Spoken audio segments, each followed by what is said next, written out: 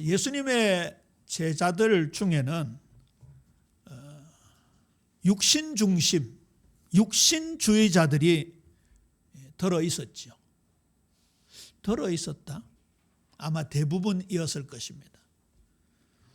수제자라고 자처하던 베드로조차도 얼마나 육신적이었는지, 예수님께서 내가 십자가 지러 가겠다, 그리고 그 뒤에 분명히 말씀하셨어요. 사흘 후에 다시 살아나겠다. 근데 육신적인 관점, 육신적인 눈으로 충만했던 베드로에게는 청천벽력 같은 소리였어요. 진짜 배와 부침과 그물을 다 버려두고 인생을 몰빵해서 예수님을 따라갔는데 예수님이 죽으러 간다는 소리가 확 귀에 들어온 거예요. 아니, 천수백 년 전에 조상 아브라함도 부활을 믿고 아들을 죽이기까지 바쳤는데 자기 눈앞에 예수님의 육성을 듣는 베드로가 부활이 귀에 들어오질 않은 거예요. 그래서 어떻게 했습니까? 막 막았습니다. 우리 성경에는 자세히 번역이 안 되어 있는데 막 예수님 이쪽으로 하면 이쪽으로 막고 막 이렇게 왔다 갔다 하면서 막았어요. 그리고요, 예수님을 꾸짖는 식으로 예수님을 막았다고 되어 있어요. 그러니까 예수님이 뭐라고 하셨습니까? 사탄아, 내 뒤로 물러가라. 너는 나를 넘어지게 하는 자로다. 내가 하나님의 일을 생각하지 아니하고 도리어 사람의 일을 생각하는다. 육신 중심이라는 얘기죠. 그리고 오늘 도마라는 사람이 나오죠. 5절에 도마가 이르되 주여, 주께서 어디로 가시는지 우리가 알지 못하거늘 그 길을 어찌 알겠사옵나이까. 도마하면 떠오르는 단어가 의심이지요. 역시 육신적인 제자였습니다. 베드로는 굉장히 현실주의자라고 한다면 도마는 회의주의자였습니다. 빌립은 어떤 사람이었습니까? 굉장히 계산적인 사람이었습니다. 예수님께서 너른 들판에서 남녀 노유 다 합쳐서 약 2만 명 되는 사람들에게 말씀을 전할 때 시계를 보니까 예수님 그만 말씀했으면 좋겠는데 자꾸 길게 하시거든요. 그래가지고 한번 11시쯤 마치고 다 돌려보내면 될 텐데 11시가 넘어가고 12시가 다 돼가거든. 그래 무슨 계산을 했겠습니까? 저것들 왜 내가 다 미기노 하면서. 예수님이 지금 오늘 주체가 되셔가지고 주 스피커 강사가 되는데 저 집회 온 사람들 다 먹여야 될 거 아닌가. 빌립은요, 예수님의 말씀은 귀에 들어오지 않고 사람 숫자가 눈에 들어온 거예요. 쫙 스캔하면서요, 몇 명 왔는가. 그러니까 예수님이 딱 물으셨잖아요. 얘들을 어떻게 하면 다 먹일 텐가. 그러니까 계산한 게 탁 튀어나왔잖아요. 200데나리오 떡이라도 부족할 것입니다. 예수님 주위에는 어쩌면 그렇게 육신적인 제자들, 현실주의적이고 회의주의적이고 계산에 뛰어난 사람들이 그렇게 많았는지. 그런데 놀라운 것은 그들의 회의론자의 질문에 예수님은 대답하시고 육신적이고 현실주의적인 제자들에게 앞길을 가르쳐 주시고 계산하는 빌립을 시험하시면서 나는 생명의 떡이요 나를 먹는 자는 영원히 목마르지 아니라 영원히 줄이지 아니하리라. 이런 주옥 같은 말씀을 해주셨어요. 우리가 혹시 현실주의거나 회의적이거나 지금 내 미래를 두고 계산을 아무리 한다 할지라도 저와 여러분은 누구 손바닥에 되어 있다고요? 하나님 손바닥. 저와 여러분은 예수님께 코가 깬 줄로 믿습니까? 그게 복입니다. 저는 아까 집사님 기도할 때 마지막 그 감사가 처음 와닿더라고요. 우리가 순종할 수 있는 행복. 올해 우리가 이 말씀 굉장히 많이 받았잖아요. 믿음의 정의가 새롭게 내려지는 은혜가 있게 되기를 주님의 이름으로 축원합니다. 관념을 넘어야 돼요. 머리를 넘어야 돼요. 전인격으로 온몸으로 믿어야 돼요. 작은 예수로 살아가야 되는 게 진짜 믿는 거예요.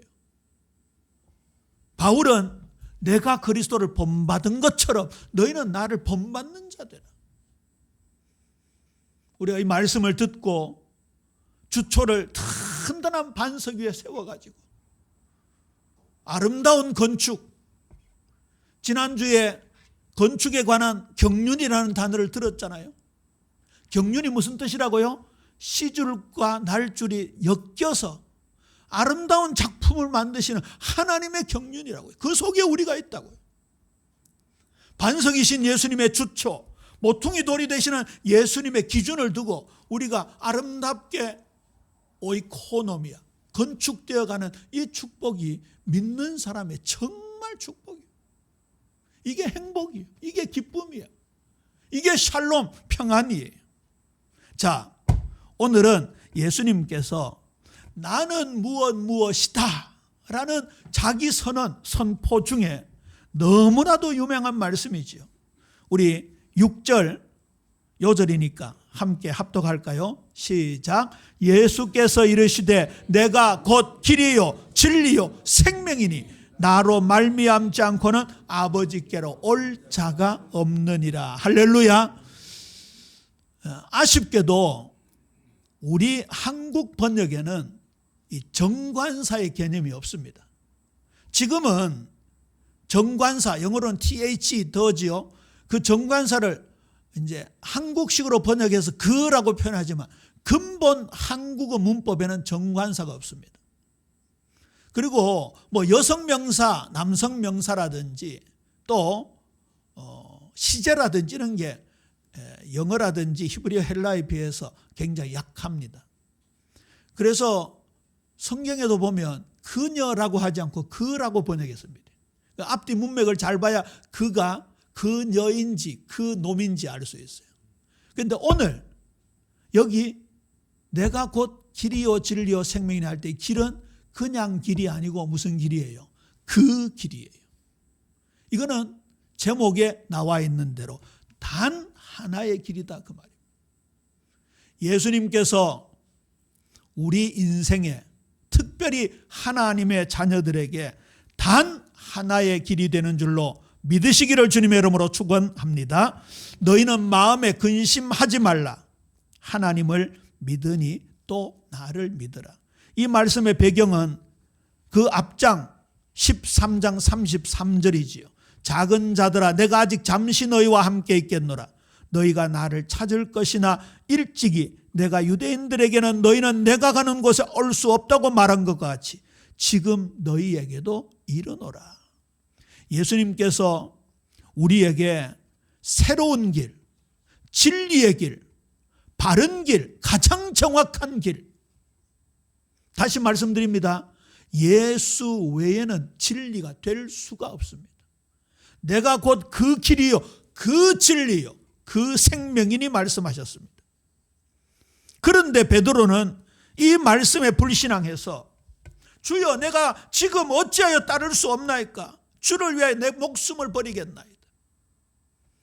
하여튼 베드로는 생각해 보면요, 어쩌면 우리의 모습을 모든 걸 담고 있는지, 때로는 과격했다가 때로는 비굴했다가 때로는 그 좋지 않은 머리를 얼마나 돌렸는지 몰라요. 우리 일전에 이 요한복음 13장에 발 씻는 장면을 우리가 함께 나누었잖아요.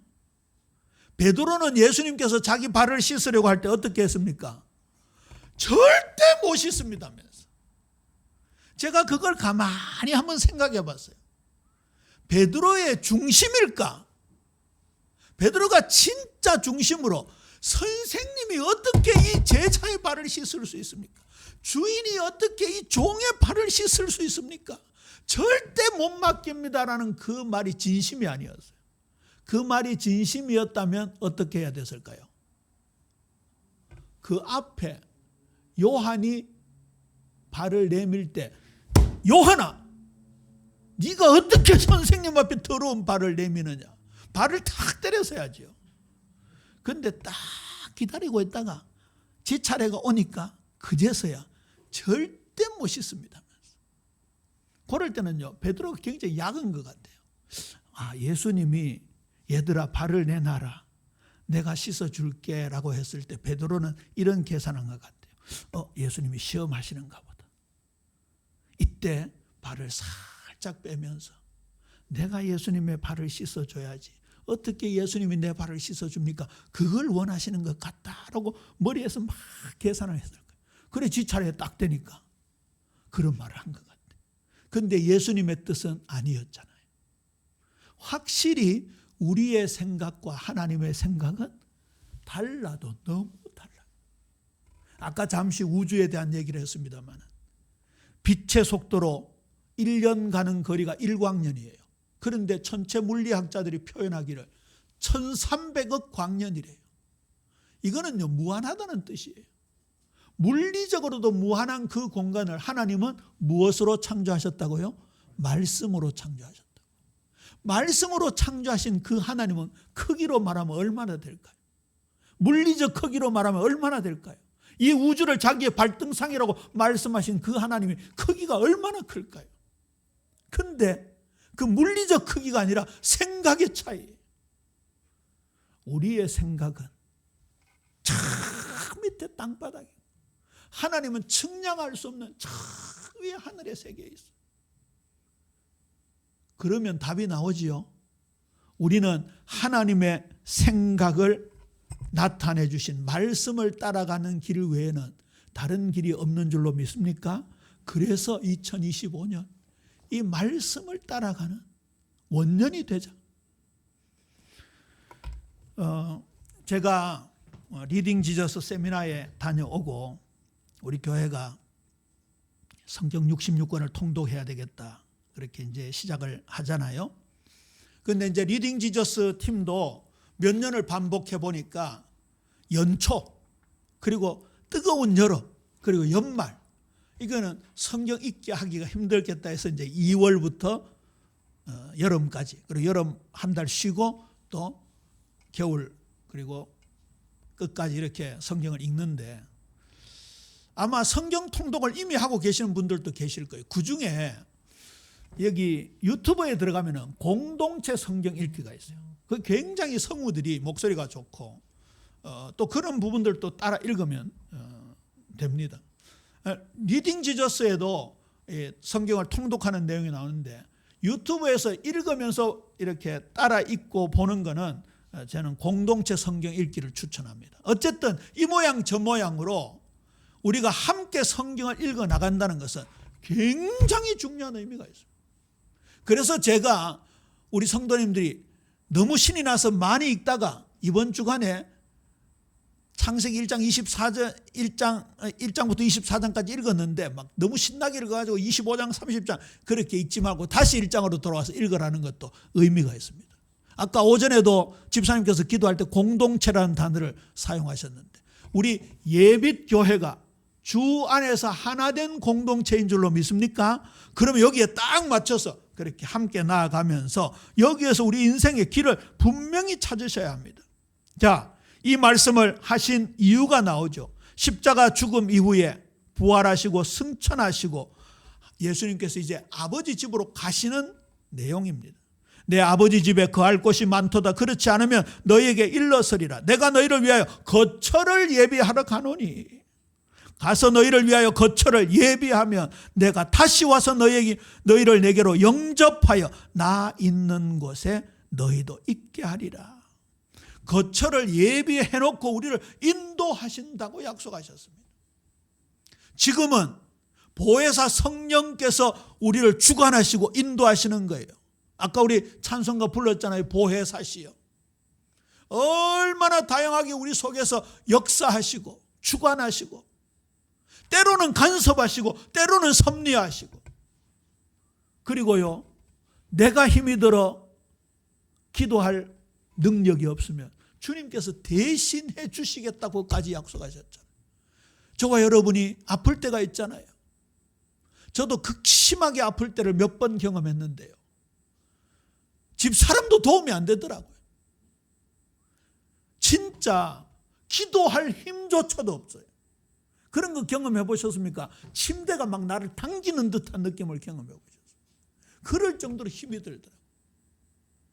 그 누구도 힘이 안 돼. 오직 성삼위 하나님, 우리를 아끼시고 인도하시는, 보호하시고 은혜 베푸시는 스승의 보혜사 성령께서 저와 여러분에게 다정다감하게 오셔서 함께 하시는 줄로 믿습니다. 그 보혜사 성령을 의지해서 주님의 말씀 우리가 함께 한다면요, 아까 말씀드렸죠, 아브라함이 예수님 시대를 끌어당겨서 지금 믿은 것처럼요, 우리가 이 천상의 축복을 다시 오셔서 통치하시는 그 영광스러운 날을 지금 당겨서 믿는 거예요.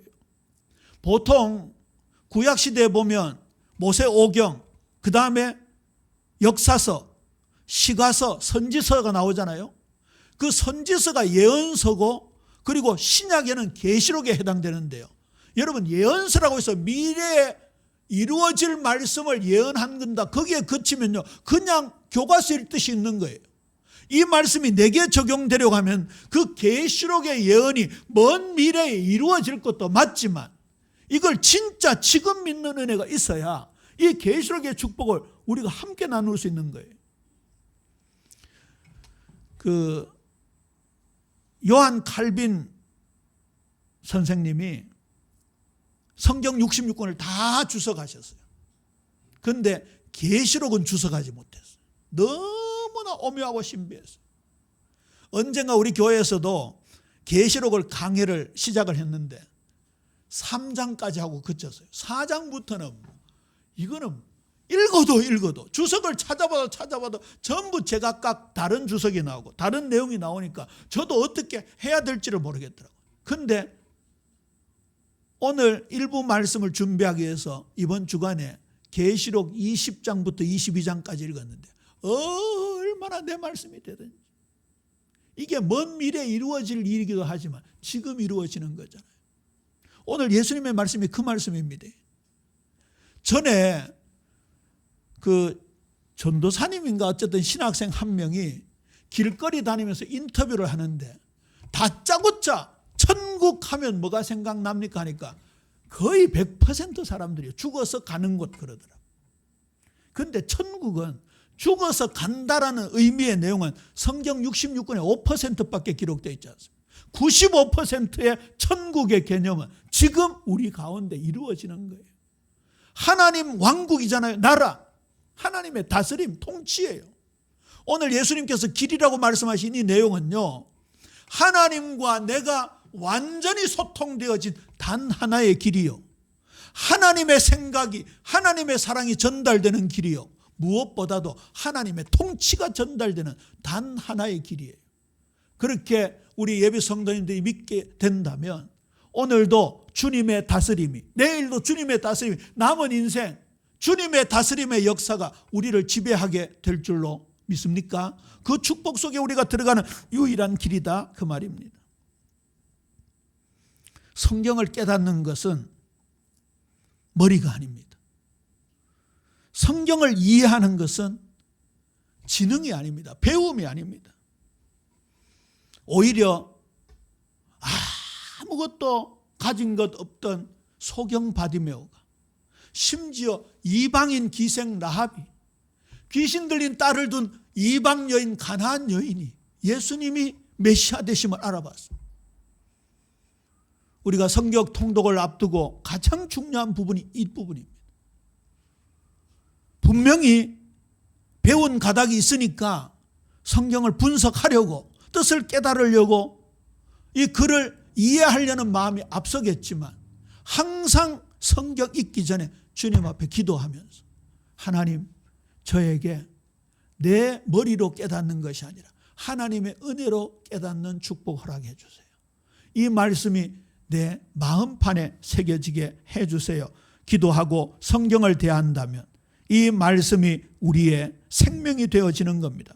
그때 성령의 역사가 임하는데 요한복음 14장 13절 17절에 보면요, 너희가 내 이름으로 무엇이든지 구하면 내가 시행하리니 이는 아버지로 하여금 아들로 말미암아 영광을 받으시게 하려 함이라. 내 이름으로 무엇이든지 구하라, 내가 행하리라 약속하셨습니다. 내가 아버지께 구하겠으니 그가 또 다른 보혜사를 너희에게 주사 영원토록 너희와 함께 있게 하리니 그는 진리의 영이라. 세상은 능히 그를 받지 못하나니 그를 보지도 못하고 알지도 못함이라. 그러나 너희는 그를 아나니 그는 너희와 함께 거하시며 또 너희 속에 계시겠습니다. 예수님은 우리의 모자라는 의심과 질문, 심지어 불신앙에도 영적인 세계로 인도하시고 영적인 세계의 주축이 되어지는 말씀을 우리에게 주고 계시는 거예요. 아까 예수님이 메시아 되심을 오히려 소외된 사람들, 가방끈이 짧은 사람들, 심지어 이방인들이 듣고 깨달았다 했는데 당시에 가장 존경받는 최고 엘리트인 니고데모는 깨닫지를 못했잖아요. 나중에 예수님 제자의 반열에 편승이 되기는 합니다만 그날 깨닫지를 못했어요. 예수님의 직강을 들었음에도 그날 깨닫지를 못했어요. 성령께서 역사하시는 이 귀한 축복 속에 우리가 서야 하는 것입니다. 거의 모든 철학들이 나는 어디서 와서 무엇을 하다가 어디로 가는가 라는 질문을 하고 인생들은 그 질문에 스스로 선택해야 되지만 예수님은 길을 제시하셨잖아요. 이게요 보통 사건이 아닙니다. 경전 중에 구별된 경전이 뭐라고요? 성경이라고. 책 중에 구별된 책이 성서라고요. 사실 세상의 종교적 경전도 시대를 넘어 수백 년, 수천 년 동안 영향을 끼치고 있죠. 그 대표적인 게 석가모니의 가르침 아닙니까? 저는 비교 종교학을 강의해서 조금 접했습니다만은 상당히 설득력이 있고요. 그냥 단순히 비교할 때는 상당히 매력적인 부분들이 많아요. 불교 배경을 갖고 계신 분들이 있겠죠. 그런데요, 거기에는 영적인 능력이 없어요. 참된 하나님의 세계를 연결할 수가 없어요. 불교를 조금만 공부해 보면요, 종교라는 개념보다는 철학 개념에 가까워요. 모든 종교 지도자들, 이 땅의 영웅들, 역사가들, 사상가들이요, 전부 자신이 진리를 찾고자 노력하다가 그만둔 거잖아요. 한계를 느낀 거잖아요. 이렇게 말하는 인간이 있습니까? 내가 진리다 말하는 인간이 있습니까? 없습니다. 내가 길이다 그런 인간이 없습니다. 혹시 종교나 세상 철학의 유혹을 받아서 길을 찾으려고 애쓰지 말고 이미 길을 닦아 놓으신 주님과 함께 동행하는 복된 우리 예비 성도님들 되시기를 주님의 이름으로 축원합니다. 내가 곧 그 길이다. 너무너무 중요한 대목입니다. 영어에는 I am the way 그렇게 되어 있잖아요. 자, way라고 하면 그 하이웨이, 스카이웨이 이렇게 쓸 때 있죠. 고속도로, 익스프레스웨이 그렇게 웨이. 이 웨이라는 단어가 요 길이라는 뜻도 있습니다. 로드라는 뜻도 있지만 영어를 써서 죄송합니다. 메소드라는 뜻이 있습니다. 메소드, 방법입니다. 예수님은 하나님께 가는 길이 되기도 하지만 예수님은 우리의 삶의 메소드, 방법입니다. 자, 다시 상기해 보세요. 오직 의인은 믿음으로 말미암아 살리라. 거기에서 루터는 이신칭의를 도출해냈습니다. 맞습니다. 이신칭의는 확실히 성경적인 겁니다. 믿음으로써 의롭다함을 칭함을 받는다. 그런데 로마서 1장 16절 17절의 그 내용을 자세히 뜯어보면 믿음으로 의롭다함을 받는 그 교리에 합하여 의인이 된 하나님의 백성은 그런 뜻입니다. 믿음으로 의롭다함을 받은 의인은 살아가는 방법이 뭐라고요? 믿음이라는 얘기입니다. 그때 믿음은 무엇이 대상입니까? 성삼위 하나님이 대상이요, 말씀이 대상이라고. 그래서 정확하게 표현하면요, 오직 의인은 믿음으로 말미암아 살아가리라가 맞습니다. 같은 맥락에서 고린도전서 1장 18절 외울 수 있습니까? 십자가의 도. 시작. 십자가의 도가 멸망하는 자들에게 미련한 것이요 구원을 받는 우리에게는 하나님의 능력이라. 같은 맥락으로 구원을 받아가느니 맞습니다. 우리의 삶 속에 구원적 손길이 얼마나 많이 필요한지요. 새벽에 시편을 나눕니다만 구원이라는 단어를 모종을 부어놨어요.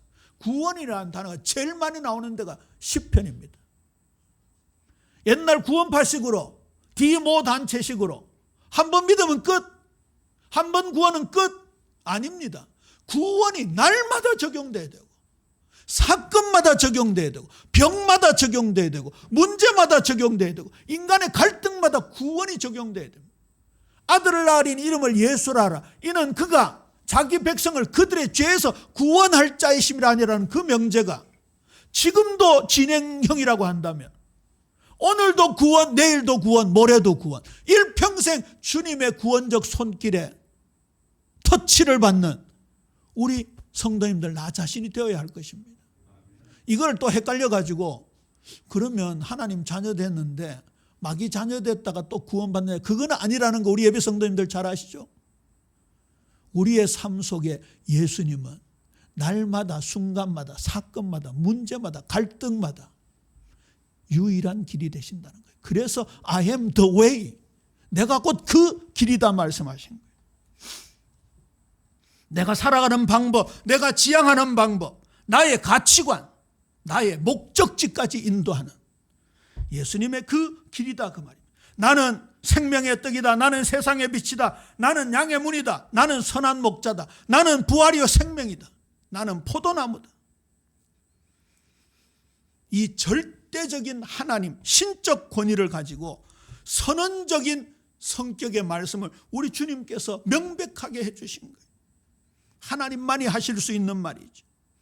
하나님과의 화해의 길을 제시해 주셨습니다. 화목제물이 되셨습니다. 진리는 오직 예수 그리스도 한 분이십니다. 길이 아니면 가지 말고, 길을 걸을 때 방황하지 말고 오직 예수님만 바라보고 나가야 할 것입니다. 자유케 하는 진리의 예수이십니다. 잠언 14장 12절입니다. 어떤 길은 사람의 보기에 바르나 필경은 사망의 길이니라. 이게 아까 말씀드렸던 종교의 철학 아닙니까?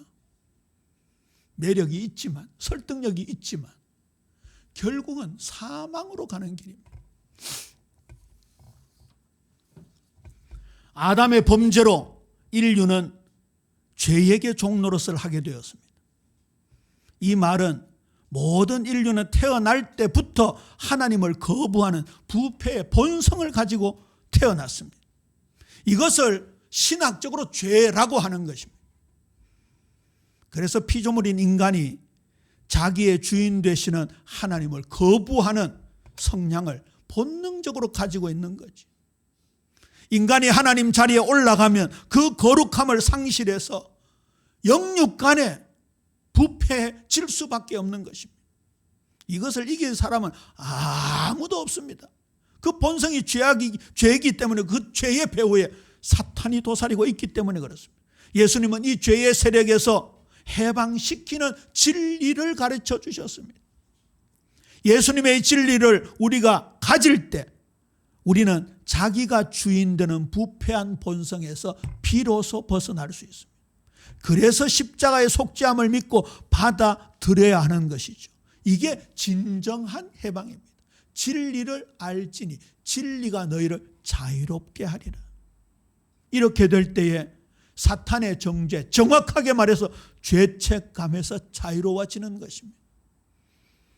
에베소 4장 18절입니다. 그들의 총명이 어두워지고 그들 가운데 있는 무지함과 그들의 마음이 굳어짐으로 말미암아 하나님의 생명에서 떠나 있도다. 예수님은 우리에게 빛이 되십니다. 유일한 빛이 됐습니다. 생명이 삶의 근원이요, 또 에너지, 즉 힘이라고 할 수 있죠. 그런데 여기 생명은 하나님의 생명입니다. 이거 꼭 기억하라 했잖아요. 성경에는 생명이라는 단어가 크게 두 가지로 번역되어 있다고요. 하나는 조해, 하나는 비오스. 우리는 하나님의 생명 조애를 가지고 있습니다. 이건요, 세상이 줄 수 없는 겁니다. 다시 정리합니다. 예수 믿는 사람만 하나님의 형상을 가지고 있는 거 아니에요. 그 복음 성가는 잘못됐어요. 하나님의 형상 가진 약속의 사람. 불신자도 하나님의 형상대로 지원받았어요. 그런데 불신자와 우리와의 가장 정확한 차이는 어디에 있다고요? 그들에게는 조에 하나님의 생명이 없는 거예요. 그러면 여기 예수님께서 내가 길이고 진리고 생명이다라고 할 때 그 생명은 하나님의 생명이에요.